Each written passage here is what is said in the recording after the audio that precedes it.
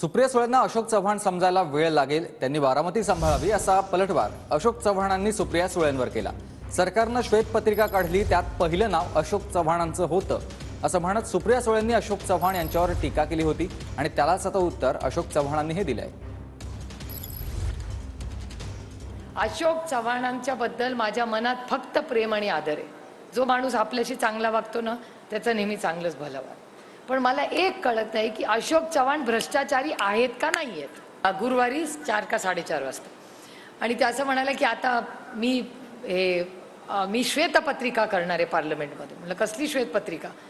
तर ते म्हणाले व्हाईट पेपर श्वेतपत्रिका भ्रष्टाचाराची। म्हणलं कुणाच्या भ्रष्टाचाराची? ते म्हणाले तुम्ही सगळे काँग्रेसचे सोयरे मोकळे। म्हणलं आमचा कसला, आम्ही सत्तेत नाही, आमचा कसला भ्रष्टाचार? आणि 9.5 वर्ष काय झोपला होता काय? आता भ्रष्टाचार काढताय आमचा?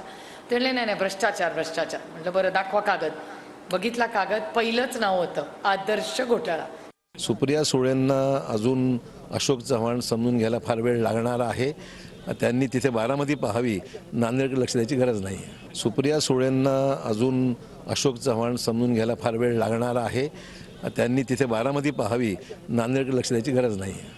निशिकांत दुबेंनी फ्लोअर ऑफ द हाऊस वर लीड स्पीकर भारतीय जनता पक्षाचे गोड्डाचे खासदार येते, भारतीय जनता पक्षाचे लीड स्पीकर ते आणि निर्मला सीतारामनजी यांनी फ्लोअर ऑफ द हाऊस वर अशोक चव्हाणांवर आज आरोप केले। मी तर अशोकरावांना डिफेंड करते। भारतीय जनता पक्षाने आरोप केले, मी अशोकरावांची पाठराखणच करते की डिफेंड करते की बीजेपी जवाब दो, का आमच्या अशोकरावांवर आरोप करताय तुम्ही?